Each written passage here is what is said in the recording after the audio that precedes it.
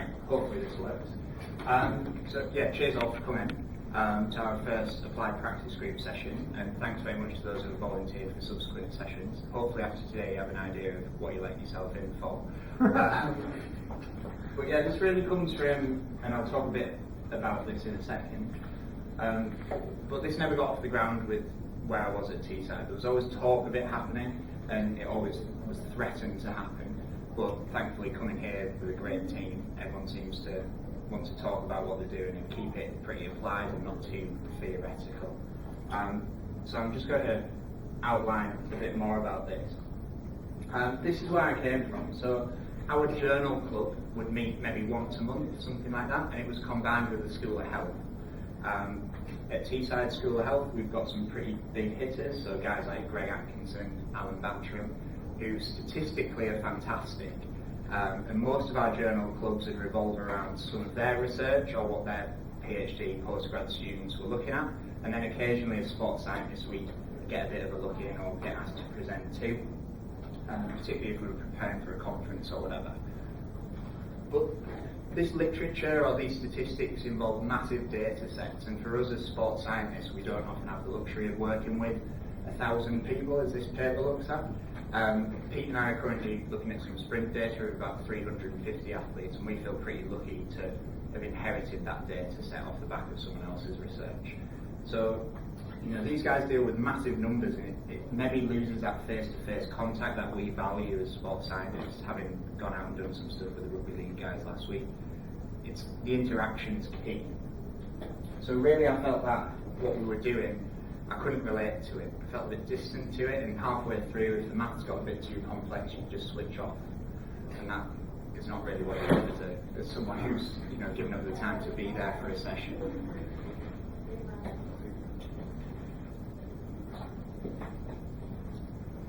So it got me thinking, well, how can we make this more applied? And ultimately, as sports scientists, we ask questions of athletes, of ourselves. How do we intervene in a situation, or what do we want to know about a situation?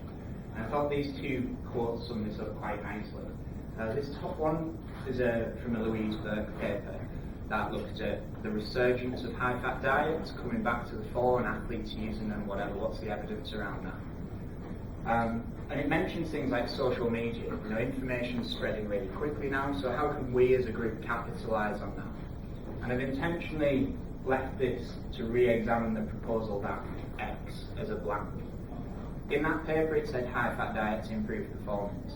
But I think, you know, we've got biomechanists here, we've got stuff going on in health, we've got sort of coaching qualitative work going on, and the field's changing a lot all the time. So we're under this constant microscope now of re-examining claims. And it's how do we bring that into the classroom, and how do we keep ourselves relevant? And then secondly, when I was going through sort of my bases accreditation as a sports scientist, I used to live by this bottom extract or quote. If you're a scientist working at the coalface, we're not bothered about distinctions, we're bothered about what's in front of us. So how do we make that athlete faster? How do we get them to lift more? And what can we do to help them? But then at the weekend, this happened. You know, someone came within 25 seconds of breaking 2 hours for the marathon. And if you look at the attention to detail just in this picture alone, so the compression in his shorts, these air guards on his leg, the technology around the shoe, compression in the sleeves, the drinks that we're using, the course, the track, everything. Everything was down to those fine details. So maybe, yes, we are working with a bit of a blunt instrument initially, or painting with a broad brush. But then we need to start looking at those distinctions, and I think that's where we can really help the local sports science community, because we've got the knowledge in the ring. So what can we do to help coaches with those fine details, or how can we help them with that bigger picture too? And then finally I started thinking about us as a group and as a centre. And I think it's important for us to have some student involvement. Thanks very much, guys. Late as ever. And then we came to our Maori saying of the month, or one of them, and Marian's interpretation of it was, one who trained properly will stand confidently in the community. And that made me really think, what is our vision, our mission as a centre?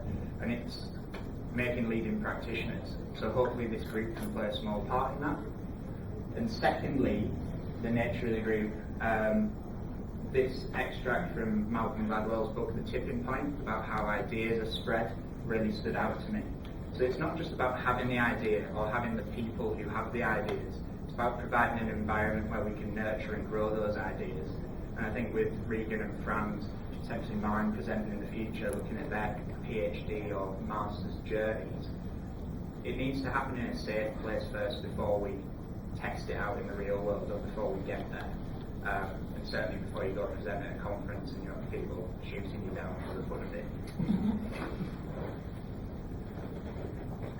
So I'd like to talk to you guys about my PhD research just to kick this off. I'm sort of nearing the end of this, I hate the word, but journey. Alice and I have been on a couple of them, moving the other side of the world, marriage and all that. And this has been a bit of a constant. Yeah. This has been a bit of a constant all the way throughout those journeys, and I promise I do a bit of work on it every now and again. But I'm going to talk to you guys a bit about it today and how that came to be to me. So my PhD looks at menthol, and that's the active ingredient in mint. It's the thing that makes these things feel cooling. And it really came about as I was sat at a conference and some research on it got presented, and it really stood out to me. I thought, right, that's it, that's what I want to look at. I've been exploring options of PhDs, and to be honest, the closest I came to picking a topic was looking at, I don't know, something like the genetic inflammatory pathways as a result of exercise. And I couldn't relate to that. There was no sort of applied stuff going on there, and thankfully that fell through, and I'm here talking to you guys today. So this menthol research really stood out to me. I thought it's pretty unique, and with it being so new, we've got plenty of scope for development in it. So that brings us to this point, and as an athlete myself, having been to hot places or working with athletes who go to hot places, in all of these sports and many more, global travel's a real issue now. People have to be here, there and everywhere, and there's no time for them to acclimatise. I think, if you follow any athlete on Twitter, you'll have an appreciation of this. Things like rugby sevens, we're going to look at some temperatures here, but I can't believe we run marathons in places like Dubai now. And people run quick there too, so people are obviously beating these challenges. But triathlon, cycling in particular, really face these challenges on a daily or weekly basis. With the Olympics coming up, or with the Commonwealth Games coming up, this is becoming increasingly important. This morning with Open Day, we had the guys in the chamber, and Tokyo looks like it's going to be one of the hottest Olympics ever. And there's a real difference, it seems, between how hot it actually is and how hot an athlete feels. And that can affect your performance massively. As I said, Tokyo looks like it's going to be the hottest Olympics ever. So really feeling a lot hotter than what it is potentially, whether that be through pollution, humidity, all these factors that the athlete's got to overcome. So if we can intervene and make an athlete feel cooler quicker, can we take out that heat acclimation process and just get them to the start line feeling alright? Because ultimately how you feel, how you interpret temperature might be a better indicator of performance than how hot you actually are.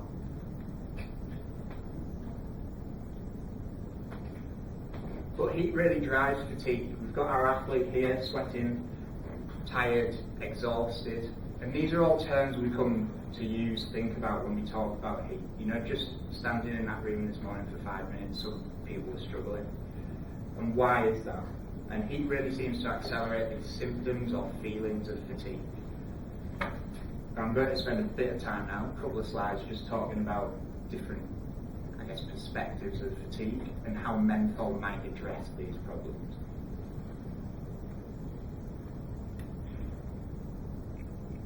So, first we need a bit of a definition. Fatigue is this extreme tiredness following exertion. It might accrue over the course of that and can be described as a reduction in efficiency of a muscle or organ or whatever we're talking about. But exhaustion is a total loss of strength, or it's been used up. We can no longer perform that activity. And quite often when we see athletes, they may be fatigued, but they're not quite exhausted.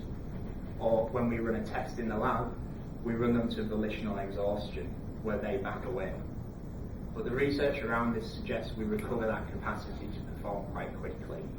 So looking at how fatigued is an athlete, can we run them to exhaustion, and then if we stimulate the muscle or get them to do a vertical jump, they can still perform those type of activities. So it suggests that athletes are often fatigued, not exhausted, and there might be a threshold thing there that we're dealing with. But the perspective we take on fatigue, whether it's physiological, whether it's psychological, really affects how we intervene with it. And that's what we like to do as sports scientists, isn't it? We like to have an effect or cause something to happen, make a change happen to an athlete. So we maybe respond physiologically or look to address fatigue physiologically. I've got a picture here of it's Mo Farah's coach now, Alberto Salazar. He used to hold the world record at the marathon and described himself as an athlete as the most physically prepared marathon runner. But yet, he nearly died twice because of heat exhaustion and then underperformed massively in the Olympics because of heat exhaustion again. So even the best prepared athletes deal with heat in a funny way. And this suggests that physiologically, there might be factors that we need to consider. So things like core temperature, things like fuel utilization. But what I find interesting is that there's a psychological perspective to that too. How do we interpret that physiological temperature or situation? And there's been some real clever studies done around this involving deception. So if we get an athlete exercising to a real high temperature and then tell them that their core temperature is cooler, they perform for longer, which suggests it's not all down to the physiology. It's how you interpret that and how ready you are to deal with that situation that matters. So we've got to consider a psychological component here.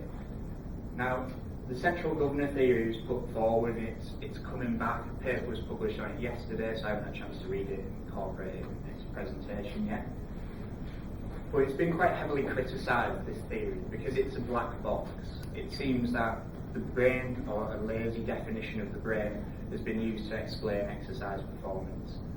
Or it's something that's governing our performance, right? The threat of exercise or prolonged exercise or heat is a challenge to us as an athlete, so we stop exercising. But it's acting a bit like an on-off switch there. The latest paper I've read on this by Tim Noakes said anything and everything can affect exercise performance. And he was talking about the governor being in charge of that or interpreting that. And I think that really is incredibly simple. And if I said that to you, you'd be like, oh yeah, I get that, that's cool. Everything can affect my performance. But then for scientists, well, how do we explain that everything can affect performance? Surely that has to be incredibly complex as well as being incredibly simple. So I'm not quite sold on this theory yet. So this is where we're at, and this is the best, I think, that's out there at the moment when we talk about fatigue. It's a neurological theory by a pretty cool neuroscientist, Bud Craig. He did actually con me into buying his book, though, in a couple of emails about his papers. So I'm about £70 down on the deal, unfortunately. But it's pretty helpful in interpreting fatigue. What we've got is this sense of self, and that's what interoception means. So where am I at now? What's my muscle telling me? And how does that link to an area in my brain that deals with things like temperature regulation, like the drive to breathe? All those factors link to a common area in the brain, all the stimuli go in, and exercise is actually our output. So it's a bit more balanced. And I think if we look back to real early definitions of fatigue, we see this from the 1800s, and it's described as a two-part process by an Italian physiologist. So we have a reduction in muscular force, and then we've got fatigue as a sensation, almost as an emotion. We feel fatigued, or I am tired. It's something we invest in, or it's something that's invested in us. And as it says here, is a psychic fact which eludes measurement. So we've got a difficulty in quantifying this. I think that one of the better ways we can do this, and something that I've incorporated in my research, is some work done by a fellow Teessider, Sean McLaren, who's the cheesy grin here. And it's looking at differential RPE. So this might be something if you do coach or if you work with coaches, give it a go. The standard RPE scale of 0 to 10, just ask them how are you feeling in your legs, how are you feeling in your lungs, and how are you feeling overall. And it's that interpretation that maybe tells you, right, my athlete needs to do a bit more running conditioning, or maybe we need to do a bit more cardio work generally, maybe we need to do some more work in the gym, those kind of things. And Sean's actually expanded this, done really well actually, with a whole rugby team over the course of the season, and I even had a tactical RPE coming off the field after training and after matches. So how psychologically demanding was that session too? And it might be that you might have a real technical game situation, but physically you feel conditioned enough to handle it. So it's sapping in a different way. Great. I'll get on to my research in a second, but just to take a closer look at Menthol. Now, a bit of background about this picture. I don't know where I got this tan from. This was in the middle of November, and it was actually snowing on the start line. Alice will attest to that, as I've had to wait around for the race to start and finish. Very cold. Yeah. So, yeah, just photoshopped it. But when we take a look at Menthol and that awful facial expression, Menthol can do quite a lot for how we feel and how we interpret potentially our physiological situation too. So there's some nice evidence that increases the perception of how open our nasal passages feel and how much air we feel we can get in, despite no objective change happening there. So I feel I can breathe easier, but actually my nose isn't more open. It reduces this perception of thirst too, and we've got some nice data to support that. It potentially in animal models can relax lung tissue too. So if we've got a faster rate of excitation, relaxation, can we improve that? And then increased ventilation probably fits side by side with this. And finally, we have an improved thermal comfort, thermal sensation. So I feel less hot and I feel more comfortable at hot temperatures as a result of swilling a bit of menthol around the mouth. Let's see the back of that picture. Here's another quite savage one. So we're on to, this is where we started. The original menthol stuff looked at 0.05% menthol in their solution, and we couldn't believe that no one had published anything or showed us how we arrived at this concentration of menthol. It just seemed like a bit of a best guess. We put this through to our ethics committee, and they shot down our proposal straight away and said, do you not know menthol's an alcohol? Do you not know you need to dissolve it? Do you not know we quite honestly said, no, we didn't know that at all. So please work with us. So it led to a bit of collaboration with our School of Engineering and really worked hard on developing this solution. So we did a lot of taste testing, and we think this is best practice now when you're developing something new like this. Try it out, get people to taste it, get them across a different range. And I've just submitted that abstract this week to an environmental ergonomics conference up in Japan. So that's what the taste testing looked like. We had 11 different concentrations there. And then we got this going. This was what I spent most of January doing, but it's going to sit following that in the thesis. Alice is not in there because I was never at home. I was sat in a sweating chamber at about 40 degrees for 8 hours every day. But here we're measuring brain blood flow. So what difference does it make to the blood flow going to the brain? Is this something that we can then relate to fatigue during exercise? And we compared that against carbohydrate mouth rinsing, because that's our gold standard mouth rinse. You know, it's been shown to improve performance quite consistently, and it's been shown to light up areas of the brain that are associated with fuel incoming. So we thought we'd have a go at that. I do have the gas mask on now, or the ventilator, and to be honest, it was just too much going on for the athlete or for people we had coming in, and we couldn't get the swill right with the thing coming in and out, and it was just a nightmare. So we've sacked that off, but we might go back to it in the future when we're not looking at so many repeated swills. And yeah, the manuscript's just about written for this solution design stuff as well. So that brought us on to these run-in studies. These are, certainly one of them has been funded by the British Milers Club, which supports middle distance running in the UK. They have a research scholarship that they kindly put forward. And that's quite cool as a runner to say my work on runners is being supported by other runners is quite nice. But we really looked at 2 studies here. And we wanted to look at menthol in a training environment. Could it be used when athletes go and do heat training, for instance, or go warm weather training? And can it apply to competition-specific intensities? Now, I'd love to be able to put the gas data up there, show you guys, and pretend it's all done. But for the last month, I've been trying to figure out even where to start with this data. And it is a bit of a hiccup, but we're getting somewhere now. We've at least figured out what we're doing. But we got the lads to come in. These are all pretty fit guys, sub 16 for 5k. And the quickest we had was a 14:09 guy. So pretty sharp. And we got them in doing a 30-minute tempo. In this study we compared, and it's all individualised, so 2 millimoles per lactate, so around about 17 to 19k an hour for these guys for 30 minutes. 5-minute intervals of the menthol swell, or we compared it to ice. So in that tempo study we had an actual cooling and a perceptual cooling. So yeah, they seem to really like that. And the menthol seems to have come out on top, and certainly in that qualitative area. Largely because I think the guys just didn't like drinking ice. So it was quite difficult to take on board during exercise. But then we got them in the second study We got them in the second study to look at more interval type work. And we adapted the standard running economy test of 14, 16, 18k an hour. We stuck a 20k an hour stage on there.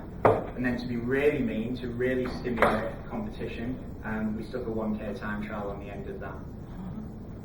The quickest guy we had did it in 2:32. The slowest guy we had, when he was in the heat, ran about 3:15. He completely fell apart. Started off really well and then just blew up massively, and that was in one of our heat control studies, so it was pretty good.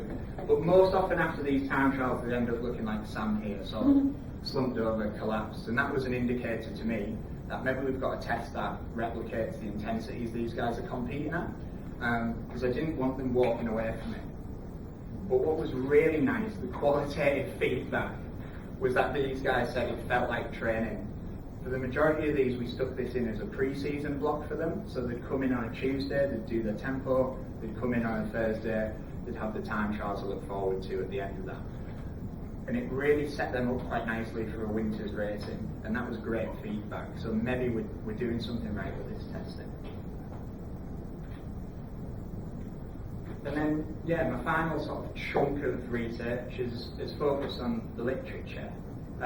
What's our optimal cooling timing and where do we apply it? It seems that if we combine cooling before and during exercise, we get a bigger effect. We can cool the athlete a bit better and their performance improves more following these repeated measures in prep and throughout the race. That's, interestingly, we don't have the coldest athletes in this setting either. So we don't see real low temperatures for these athletes, but their performance is the most consistent or the fastest. And then we decided, as well as a second question for our meta-analysis, to look at the difference of sticking cooling on the skin, as is quite common, or sticking it in your mouth. So either the menthol or an ice slurry, cold drinks, versus vests and that kind of stuff. And it turned out that we seem to be more effective if we put it in the mouth. And I think this could be a neurological thing. I couldn't think it could pin down to a specific nerve that sits across our face like this. That's really important for interpreting temperature. But I don't know, I'd love to spend a bit more time on this. And I think it's really led me to ask, well, what are the long-term and short-term physiological consequences of repeatedly cooling an athlete? Because I don't know if by cooling an athlete and improving their performance race to race to race to race, come the end of the season or the end of their career, might their health suffer as a result of that, because we've been able to push harder when maybe we shouldn't have. So it's something that's in the back of my mind. And then, yeah, this paper was a real nice spin-off. I just emailed Chris here about some of his data on triathletes, and we ended up writing the first review paper on menthol out there. and it got lead paper in Sports Med for that edition, so it was a pretty big win off the back of just gathering a bit of data. And yeah, hopefully you guys have found this a bit interesting, but I think we've got some future applications for this. So I mean, I just thought the irony of having Jesse Roberts here in the Kiwis jersey.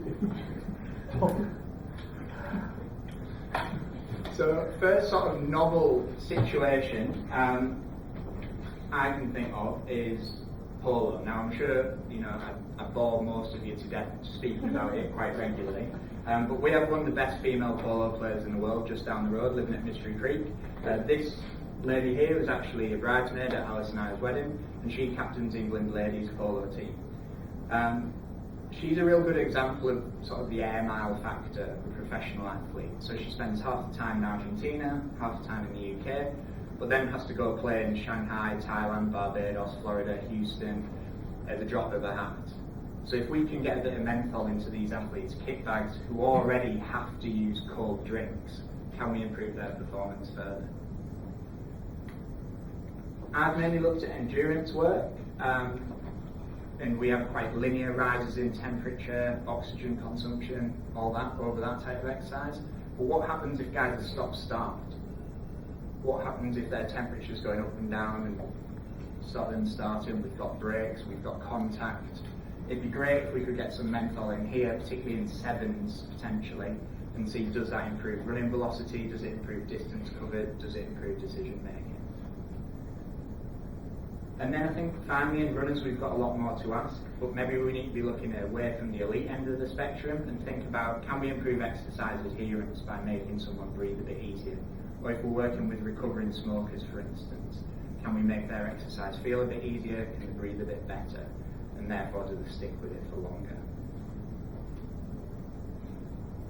But as well as those applications, I think we've still got some questions, or basic questions around menthol to consider.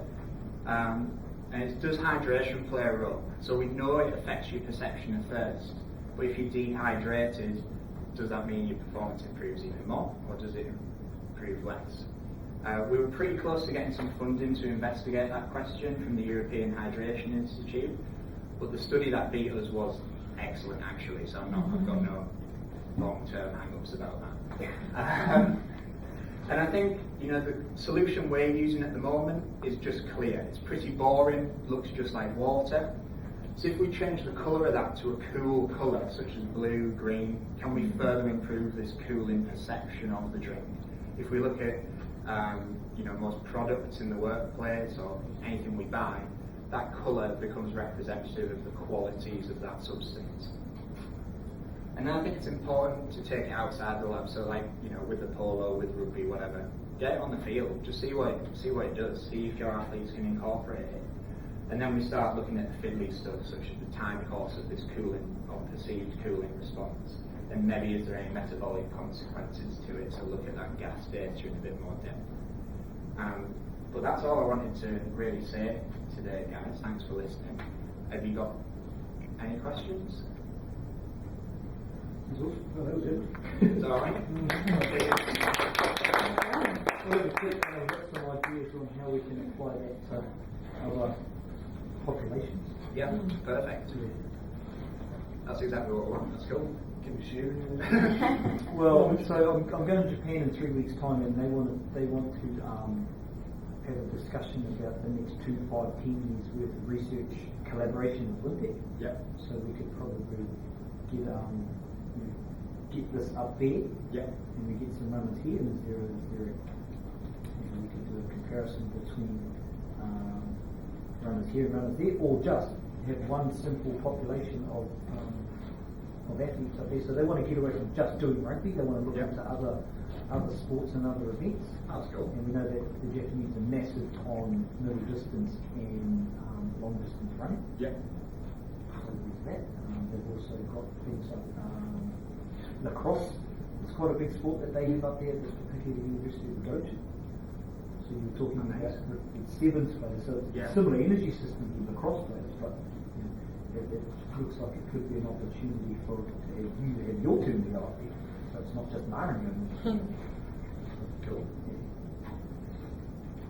I don't know, just like you. No, I think that's fantastic. I think that's sort of, that's the point of these sessions, to come up with ideas to strengthen ideas. Yeah, I'm all for that. It's great. Of course, you plane trip to Japan. We were talking about with the polo and stuff. We were talking about giving this menthols to the athletes or the horse, Athlete. which could be either of those. Yeah. So, player then. Yeah. Yeah. So the person on the horse who has to make the decisions, largely because they're the ones who have to stay on the horse or different horses for the full duration of the game. So for those who don't know, a polo match you'll often have how many horses, Alice? 6 horses at least. Yeah. So they get exercised pretty hard, change around, and your horse is fresh. Is there a limitation in that? Thinking from a methodology point of view, is there a limitation around the condition of each of the 6 horses?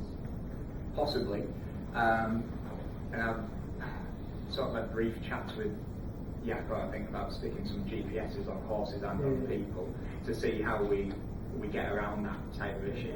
But I think that's really important. And then with, Alice's new job, potentially doing some physiology testing on the horses, can we do that prior to them doing some applied stuff? And we can do almost like an eye trip score for each horse, and we can go from there. But I think, it's a really important consideration. Because if the limitation is, in this case, the vehicle, if you think of the horse as a vehicle, then your first study could be get it on some motocross roads. Yeah. And then the machinery actually doesn't play a role. Yeah. They're still controlling the machine, but then it's more about the athlete than the vehicle. Definitely. Yeah, that's cool. Do you want to speak to somebody who works in the Grand Prix? Yeah, so we just booked into him at a conference, and there was a guy who did the sports science for the McLaren F1 team, and he was all over this. He said they experimented quite a lot with the topical application of menthol, and went as far as soaking the guys' suits in menthol prior to sticking it on, and then they just ended up getting cold burns and feeling incredibly hot as a result of that. And I was like, yeah, no shit, mate. So I maxed it out, but it was, I think this could be something that those guys look into, particularly with the swilling type methodology, where we can either put it in a little bit of water, or we can have alternate tubes for them, just to soak on, go for that. But yeah, I think it's a fascinating area because it's got the psychological component to it, as well as the physiological and even the qualitative side of things, where we're asking the guys, well, how realistic is this for you to do prior to a race? That's going to be the closing study that hopefully rounds all this off. Yeah. That was awesome. Thank you for that. That's very, very interesting too. What really impresses me is the broad relevance, the potential of this. So you're talking about, from the very elite through to people trying to make exercise a little bit more pleasant who are giving up smoking. So from that perspective, that's huge. Even to horses. That's very appealing. I think it's how there's no limit on this really, and it's how clever can we be with it. I think I'd love to do even some combined menthol and carbohydrate stuff, but if we did that in a recreational population first, do we get the material in better? Do we improve their performance? Do we increase buy-in to exercise that way? That what I think there was a time with the Chiefs in the pre-season when they're having cold slurries and things of their carbohydrates during training, especially to keep them cool when they're training quite hot temperatures. So I wonder whether something like that. Yeah, definitely. I think if we look to, that's actually a sort of a French group looked at that. So they did menthol, like tepid water, cold water, and then the ice slurry, and then stuck menthol on top of that. And they looked at that in triathletes. But I think in a team sport or pre-season type setting, definitely that would be something we could explore to do. Largely because one of those researchers is a co-author on our meta-analysis, so we've already got the network there to do that, to make that happen. So yeah, I think it's cool. Has this been explored in the people that go to the Special Olympics? What are they, ones in wheelchairs? And so just as I left the UK, we were going to get into doing some stuff with wheelchair rugby. and it's a difficult one, particularly with people who have spinal injuries, because their perception of temperature is blunted or limited anyway. And speaking to their trainers, they said, well, the guys always back off because they're scared of getting too hot. Whereas if we can change their perception of how hot they are, maybe we can get more out of them. And my argument was, yes, but I don't want to be responsible for the adverse consequences of it, which I felt was where that conversation was heading. If they could put the blame on someone else, that'd be great for them.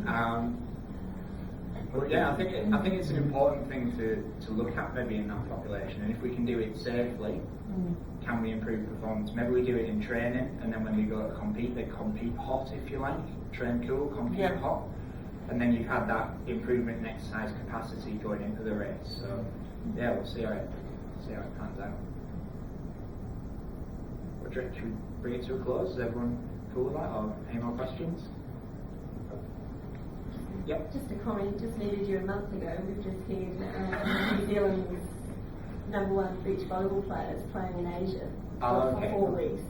And yeah, it would be so beneficial for them. They basically go from Hamilton to Thailand. Oh, and that's it. Right. No leaving, no nothing. For 4 weeks. Yeah. So do they do anything at the moment? Oh, or? we've had they're from Hamilton. Yeah. One of them is there, but they've been in the channel once, but we just couldn't get access to it enough. It was quite busy at that time. But yeah, they'll be out after our COB games shortly. They'll be Oh, cool. So yeah, we could maybe let's have a chat and get it sorted. They would be really excited. Cool. Because that fatigue and exhaustion thing is a huge part of it. When they're playing in 42 degrees the other day. Oh well. It's really Sorry? The comment you made that the heat travel wasn't available, how come? I think there was a lot of testing going on for a study or something. I'm not sure. It was about 3 or 4 years ago. It was when Sean first started this, and I think also it might have been a cost issue too. For the girls, they don't get any funding. My mortgage goes up. So if we take this as research, that means essentially the cost is going to wait. Oh, okay. But yeah. There's always ways and means of getting I've told my cost of skin a cat, skin a puzzle.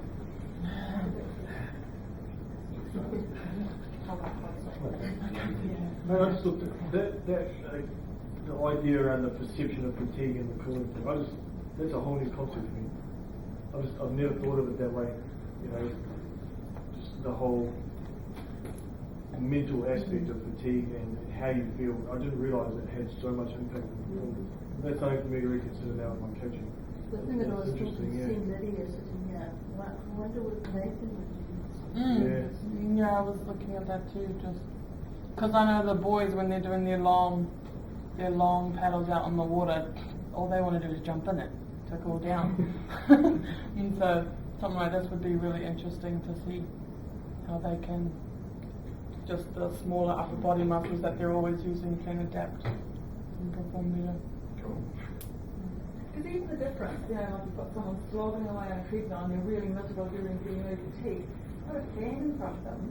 Oh yeah, it's So massive. do you know what I mean? Yeah, it's massive. And we had at Teesside, we had our treadmill we only tested athletes in the chamber, so they were familiar with that, and we had a nice big wind fan there. But we intentionally turned that off because we almost want to maximise that heat response or that heat accumulation. But then if we bring that cooling in, can we then play around with this even more? Yeah. I think it's particularly. Because then you really are cool. Yeah, definitely. And that was sort of the idea with the ice versus the menthol comparison. If we've got a physiological cooling agent versus a psychological one, which is more important or which stacks up, and what are the differences between them? So yeah, that data's in my Dropbox folder ready to be processed. It's a couple of weekends worth, I think. But I look forward to presenting when I've finally chucked my way through all that, and hopefully we've got some more clear-cut answers for you guys on some of these issues.